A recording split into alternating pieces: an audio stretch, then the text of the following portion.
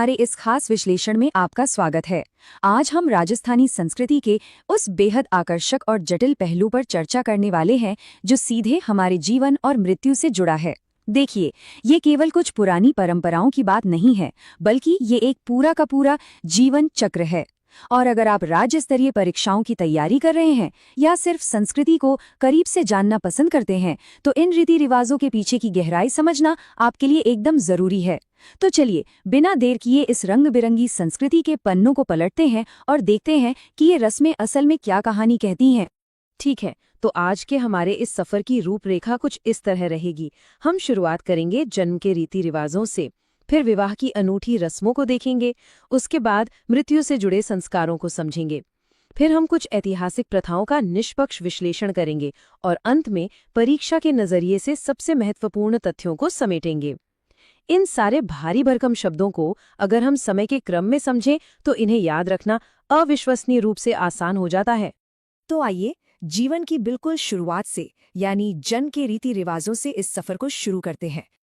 अब जरा इस कालक्रम को देखिए। ये बहुत ही शानदार तरीके से दिखाता है कि कैसे हमारी संस्कृति में गर्भाधान से लेकर बच्चे के शुरुआती सालों तक सारा ध्यान उसकी निरंतर सुरक्षा पर होता है। शुरुआत गर्भाधान से होती है, जो हमारा पहला संस्कार है।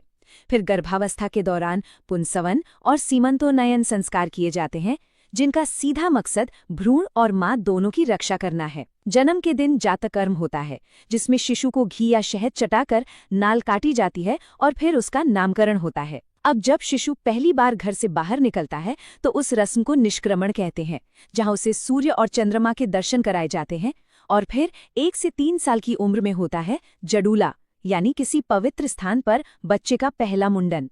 ये पूरा चक्र एक बच्चे के चारों ओर सुरक्षा का घेरा बनाने जैसा है।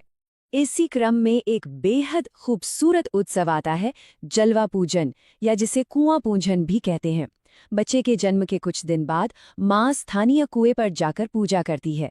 ये सिर्फ एक रस्म नहीं है, बल्कि उस मां का सम्मान है और साथ ही जीवन देने वाले जल स्रोतों के प्रति हमारी कृतज्ञता दिखाने का एक बहुत ही प्यारा तरीका है। चलिए, अब जीवन के अगले बड़े पड़ाव की तरफ बढ़ते हैं, जो है राजस्थानी विवाह और उसकी अनोखी रस्में। देखते हैं कि शादी का दिन अपने चरम पर कैसे पहुंचता है। सबसे पहले होती है मिलानी, जहां वधू पक्ष पूरे जोश के साथ बारात का स्वागत करता है। फिर आता है एक बेहद खास पल, तोरण मारना। इसमें वर दरवाजे पर लगे लकड़ी के तोरण पर प्रहार करता है। ऐतिहासिक रूप से ये सिर्फ एक रस्म नहीं, बल्कि विजय और साहस का प्रतीक माना जाता है। इसके बाद हथलेवा होता है, यानी दोनों के हाथ मिलाए जाते हैं। और अंत में आते हैं फेरे, जहां अग्नि को साक्षी मानकर 7 पवित्र कदम उठाए जाते हैं। अब परीक्षा के नजरिए से कुछ ऐसे शब्द हैं जो आपको बिल्कुल कंठस्थ होने चाहिए। फटाफट इन्हें देख लेते हैं।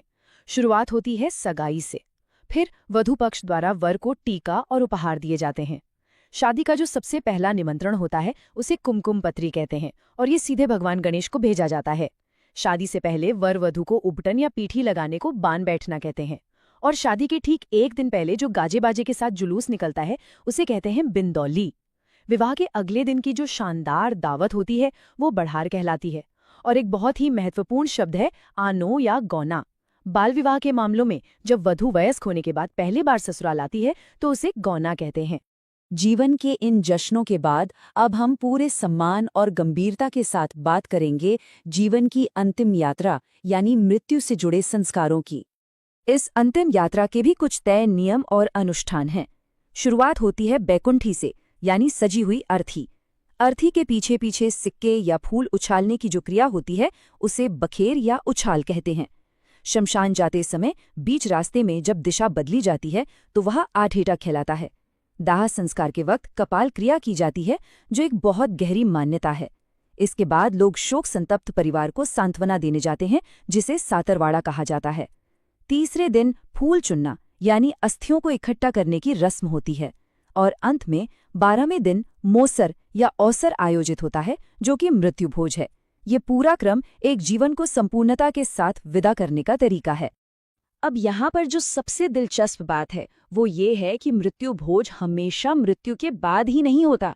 जोसर एक ऐसी प्रथा है जो अक्सर लोगों को हैरान कर देती है। इसका मतलब है जीवित रहते हुए ही अपना खुद का मृत्यु भोज आयोजित कर देना। है ना बिल्कुल अलग। परीक्षाओं में ये सवाल अक्सर फंसाने के लिए पूछा जाता है, तो याद रखिएगा, मृत्यु के बाद मोसर और जीवित रहते हुए जोसर। चलिए अब व्यक्तिगत जीवन चक्र से थोड़ा बाहर निकलते हैं और समाज की कुछ व्यापक ऐतिहासिक प्रथाओं का निष्पक्ष होकर विश्लेषण करते हैं। इतिहास के पन्नों में कुछ ऐसी प्रथाएं दर्ज हैं जिन्हें जानना बहुत जरूरी है, खासकर इसलिए क्योंकि इनमें से कई पर बाद में कड़े प्रतिबंध लगा दिए गए। नाता प्रथा में पत्नी अपने पति को छोड़कर किसी दूसरे पुरुष के साथ रह सकती थी। डावरिया एक प्राचीन प्रथा थी जहां शाही शादियों में वधू के साथ कुंवारी कन्याओं को भेजा जाता था। त्याग प्रथा में विवाह के समय चारण भाट उपहार मांगते थे, जिसे 1941 में प्रतिबंधित कर दिया गया। सागड़ी असल में बंधुआ मजदूरी का ही एक रूप थी। सती प्रथा, जिसमें विधवा आत्मदाह करती थी, उसे 1987 के रूपा कवर कांड के बाद बेहद सख्ती से रोक दिया गया। और अंत में अंधविश्वास से जुड़ी डाकन प्रथा, जहां महिलाओं को डायन बताकर प्रताड़ित किया जाता था, उसे बहुत पहले 1853 में ही मेवाड़ में प्रतिबंधित कर दिया गया था। ये तारीखें और तथ्य इतिहास को समझने के लिए बहुत काम के हैं। अब हम आते हैं इस विश्लेषण के सबसे काम के और अहम हिस्से पर, वो तथ्य जो परीक्षाओं में सीधे पूछे जाते हैं। तो सबसे जरूरी बात यह है कि अगर आप एग्जाम्स दे रहे हैं तो इन पॉइंट्स को बिल्कुल मत भूलिएगा। राजस्थान में सबसे ज्यादा बाल विवाह किस दिन होते हैं? जवाब है आखा तीज यानी अक्षय तृतीया। दहेज प्रथा को वहां स्थानीय भाषा में क्या कहते हैं? उसे टीका प्रथा कहा जाता है। पर्दा प्रथा का चलन सबसे ज्यादा कब बढ़ा? मध्यकाल के दौरान। और अंत में 3 ऐसे शब्द जो परीक्षाओं के बिल्कुल फेवरेट हैं: मोसर, मृत्युभोज, तोरण, विजय का प्रतीक, और जड़ूला, पहला मुंडन। बस इन शब्दों को पक्का कर लीजिए। तो इस पूरे जीवन चक्र को समझने के बाद एक बड़ा सवाल हमारे सामने आता है, क्या ये सिर्फ इतिहास की बातें हैं या आज भी ये गहरी परंपराएं राजस्थान के आधुनिक समाज को कहीं ना कहीं आकार दे रही हैं? इन जड़ों ने आज के समाज को कितना गहराई से पकड़ा हुआ है, ये सचमुच सोचने वाली बात है।